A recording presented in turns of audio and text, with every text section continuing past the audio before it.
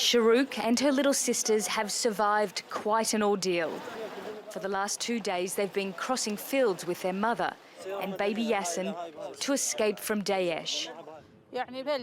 We started to walk at night. There was a man guiding us from 9 p.m. to 9 a.m. in the morning.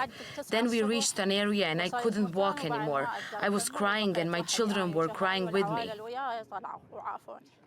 At first, they tried to flee with other families, but they couldn't keep up and had to walk across the front line on their own.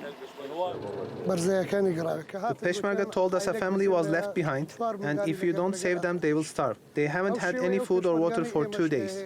Without telling the American or coalition forces, we left our position and went 2 kilometers inside the enemy's position. Soon, the children will be reunited with their father. He's a member of the Iraqi army and escaped when Daesh first arrived in Mosul. More people arrive.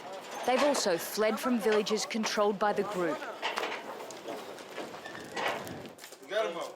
They're exhausted, but also smiling. They tell me that under Daesh there is only death and violence, that bodies are hung in the streets for 3 days. There is no Islam there. Daesh is not Islamic. Daesh introduced themselves as Muslims, but then they came with beheadings, then killings, terrorizing people and even children. This is Daesh. This is their product.